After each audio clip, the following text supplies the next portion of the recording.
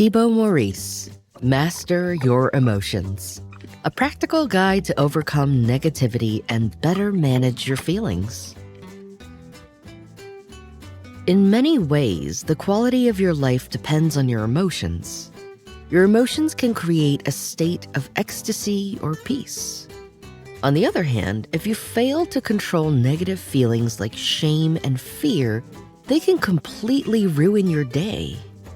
That doesn't mean you should try to do away with all the negative thoughts and feelings, though. Quite the opposite. They're hardwired into us for a reason. Because of the difficult and dangerous world we evolved in, our brains are programmed to feel fear and anxiety to ensure our survival. They were literally a matter of life or death. Take the fear of rejection, for example. It can cripple you, leading you to obsess over how you appear to others or push you to go along with unhealthy trends just because everyone else is. But in the distant past, being alienated from a community could have spelled doom, cutting the pariah off from help with gathering food and fending off predators.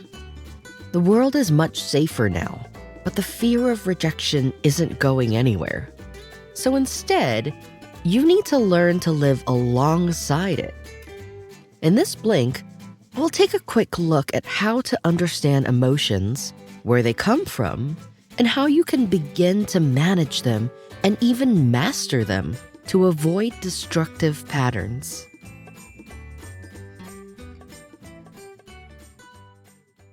Before we begin, we publish new content every week, so be sure to subscribe to our channel and ring the bell to get notified about the latest extracts. Our videos can be a bit longer sometimes because we never compromise on the content of the book and video. Therefore, it's important to watch the video till the end. Let's get started.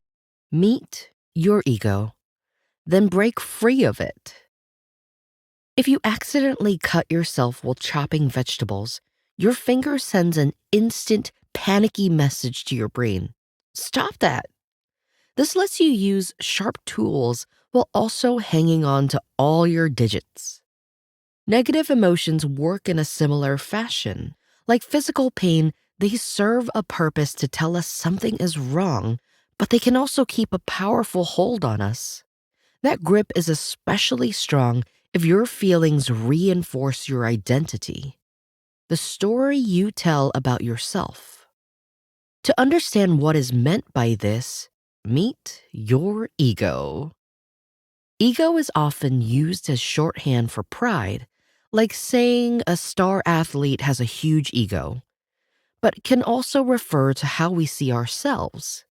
You see, your identity isn't a real thing, but something you've constructed. Everyone finds their identity in the things they own, their relationships, their gender, and their religious beliefs, and tell a story about who they are and why they matter. That creation is their ego.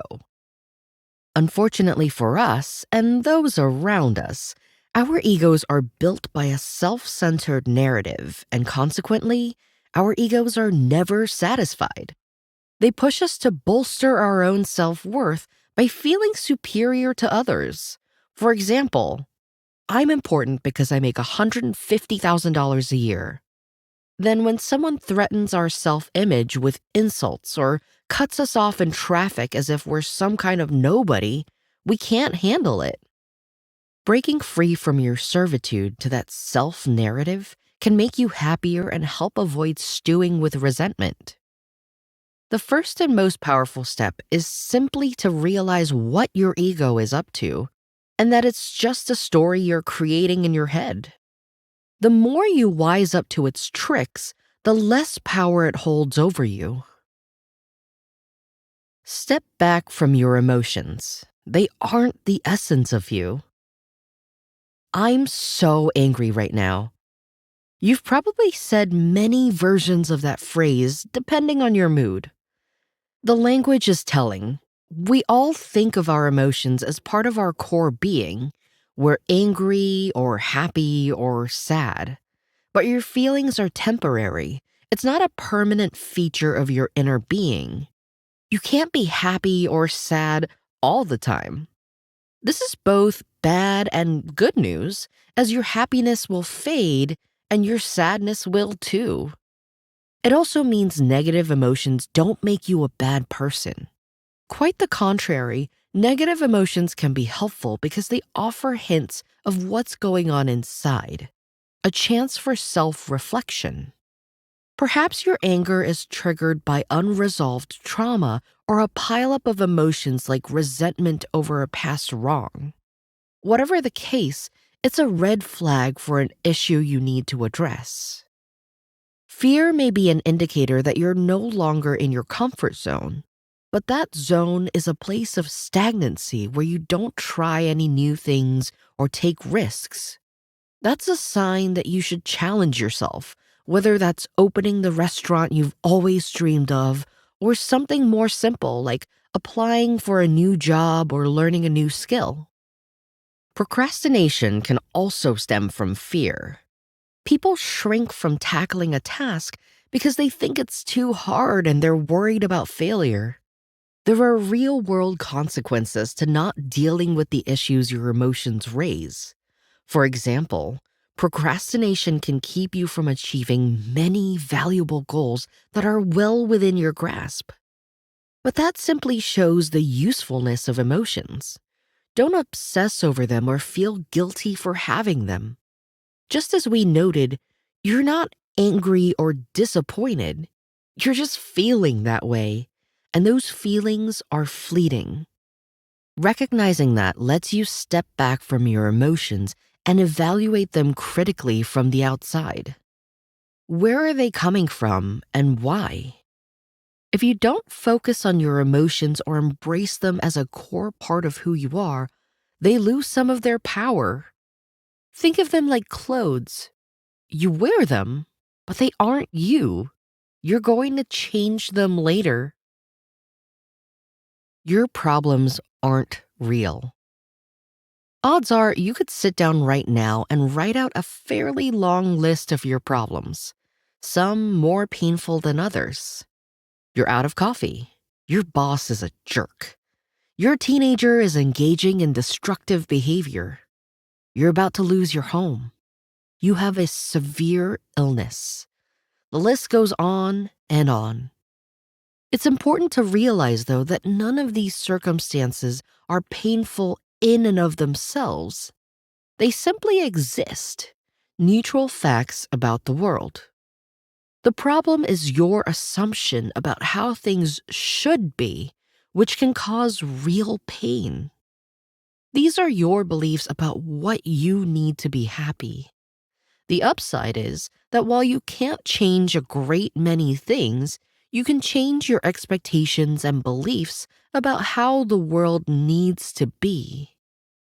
If you don't expect always to have coffee when you want it, or that other people will always treat you well, or that you'll always be healthy and live a long life, you'll save yourself a lot of pain. Certainly, it's great if you live a long life, but not everyone does. Put another way, events in your life have no meaning at all until you interpret them. You decide that they're good or bad based on your beliefs, and then you feel emotions based on that interpretation. Consider this example about the weather. A farmer's crops are drying out. When they look out of the window and see that it's raining, they're overjoyed. At the same time, a family not far away is looking out the windows in dismay. They've been planning a picnic for weeks, and now those plans are ruined. Same rain, two very different interpretations, and two very different sets of emotions. That doesn't mean you shouldn't feel sad or happy, but you can step back from those feelings and realize that they're a product of your beliefs and expectations. When you worry about pain and negative emotions, you simply make them worse. This doesn't help and only adds to your suffering. Complaining won't change anything. Instead, try adjusting your expectations. Write it out. A sheet of blank paper and a pen may be the secret tool you've been looking for to deal with your emotions. We've already talked about stepping back from your feelings so you can think about them more clearly and ease their intensity. Sounds great, but how can you do that? One simple way is by writing them down. Why not try this exercise? Write down your emotions every day for a week. Afterward, take some time to reflect on what you've written. Start by analyzing why you're feeling that way. If you had a different outlook, if you changed your beliefs, would that make a difference? Perhaps there's something you could change as well, like spending less time watching news about depressing events. Also, consider how each of your emotions ended up going away. What helped you feel better? Perhaps it was focusing on something else or spending time helping another person. Once you figure out what's causing each of your emotions, another round of writing may be in order. For example, spend some time writing down what you do right and your accomplishments. Come up with 50, even if they're just small ones like doing the dishes or getting out of bed on time. We're often too hard on ourselves and won't acknowledge what we're doing right, so it's important to put it down on paper. You could also try collecting your achievements over time in a self-esteem jar. Write each achievement on a strip of colorful paper and put them all in a clear jar. Keep that jar somewhere you can see it. Over time, your jar will fill with color, a concrete reminder that every day is filled with small triumphs. Just doing the exercise won't make your problems disappear, but seeing them there on paper can actually help you get the worry out of your system. After that, change what you can and accept what you can't. Condition your mind. If you look up and you see a truck barreling at you, you'll get a jolt of fear. You can't help that. It's triggered by your need to survive, but you can shape other emotions with your own beliefs and thoughts. The way you think is powerful in creating emotions that build on each other, positive or negative. So changing the way you think about the world can make a big difference in how you feel in your day-to-day life. Visualization is one helpful tool for this. If you picture scenarios vividly, it can trick your subconscious mind, helping lead to a change in emotions. You might think of a peaceful scene or imagine yourself confidently succeeding at a task. Another way to engage the subconscious is with words. What you say and your emotions are interconnected, so stop using doubting, unconfident words and replace them with assertions. Don't say, maybe, but I will. Confront your excuses and tell yourself the truth. Come up with positive statements about what you can and will do. When you repeat positive statements to yourself over and over, your subconscious begins to adopt that belief as well. Do this 5 minutes a day for a month or longer, combined with visualization, and watch the difference it makes. Of course, you can't just think your pain away, especially if you have a severe mental health issue, in which case, consider seeing a specialist. But these tools can, at least, help. Identify a positive feeling you want more of, then use these tools to get your brain used to experiencing that emotion. Use positive affirmation and visualization to repeat the emotion and make it stronger. And don't put too much pressure on yourself. Take baby steps. You're not going to reach all your emotional goals overnight. Mind your body. Feelings aren't just connected to words. Taking care of your emotions means taking care of your body too. One survey found that most people who reported anxiety and depression were also not getting enough sleep.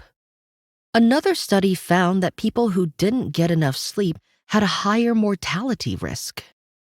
You've almost certainly noticed that you feel better when you get enough sleep and your emotions follow suit.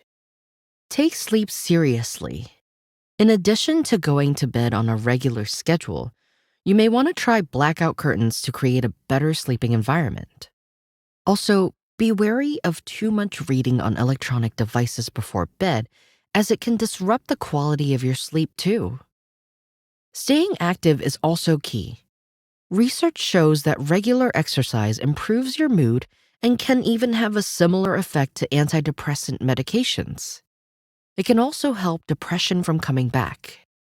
You won't be surprised to learn that people who exercise tend to be healthier and live longer, sometimes dramatically so. What may surprise you is that it doesn't take a grueling routine to make a significant difference. A small amount of regular daily exercise can be a big help, like taking a walk. Even the way you breathe can have an impact. Deep breathing or slow breathing exercises can ease stress and have a calming effect. Your emotions are in tune with your body, so keep your body in key too. You've just listened to our Blink to Master Your Emotions by Thibaut Meurisse. The key message here is that there is no magic pill to make all your emotions positive. Following the advice in this Blink won't keep you from ever experiencing sadness or anger. And as we just discussed, that wouldn't even be a good thing, since you need negative emotions to warn you when there's a problem. Still, you don't have to live at the mercy of your emotions, and there are concrete steps to avoid wallowing in negativity. Remember, your emotions are not you. Unhealthy expectations can create unnecessary negative emotions, and mentally stepping outside your emotions and analyzing them can give valuable perspective. If you set your thoughts on a healthy track and keep your body in key too, your emotions can become useful tools once again. That's it for this Blink. Thanks so much for listening. If you can, let us know how much you liked it by leaving a rating. We always appreciate your feedback. See you in the next Blink. Got feedback? We'd love to hear from you about our content. Just share your thoughts and book recommendations in the comments section, and be sure to subscribe to our channel and ring the bell to get notified about the latest extracts. Thank you and have a great day.